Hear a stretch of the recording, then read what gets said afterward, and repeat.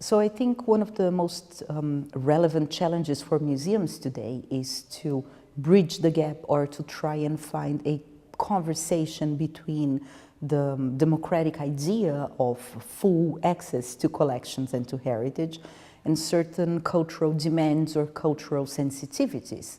Of course, when you go to a museum, you expect that you will be able to see potentially everything that they hold in their collections, but that is not the case for many objects.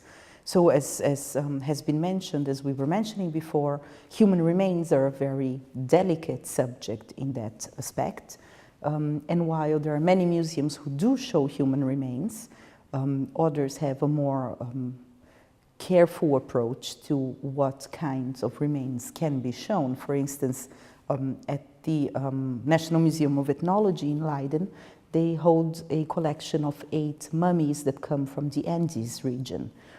And these mummies are not on display today, and they have decided that they will not display this material before they are able to have a conversation and to decide on the display of these remains together with the governments and the peoples and the indigenous peoples that are related to this material in different parts of the Andes.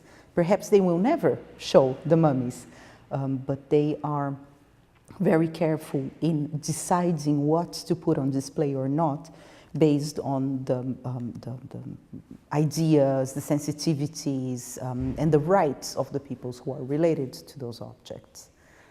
Yeah, so where lies the balance? And I think the balance lies in negotiation, but also in more creative ways of doing museology and museography and exhibitions.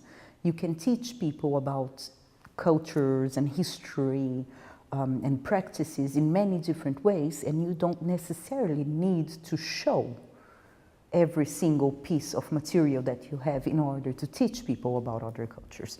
So for instance, last year, I think, or 2 years ago, no, last year, the British Museum, so in 2014-15, the British Museum held a very, very interesting exhibition on mummies, in which they did an experiment. Instead of showing the mummies themselves, Egyptian mummies in that case, they showed CT scans of those mummies to the public. And the exhibition was sort of an experiment into how can new technology help us teach people about history and cultures without necessarily having to expose the materials themselves. So the interesting thing about museography and museology and exhibition making is that you can be creative in the ways in which you teach people something.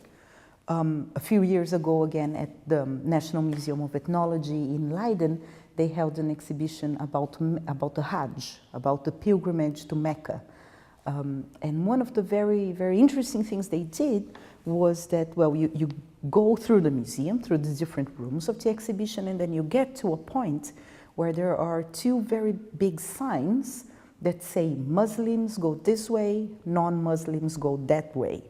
And while this was not about showing pieces that are forbidden or anything like that, it does make you as a visitor have to position yourself and make a choice and feel, okay, so this is how it feels to be in front of a situation or a different culture in which these things matter. So then you choose, if you're a Muslim, you go a certain way. If you're not a Muslim, you go a different way. So I thought it was a very intelligent, very creative, and also fun way of making people reflect. And I guess this is really the job of museums today, is to make people reflect about heritage. And about cultural ownership. So it's not about teaching about cultures and history by showing objects, but inviting people to think together about history, about culture, and about the ownership of objects and our right for knowledge.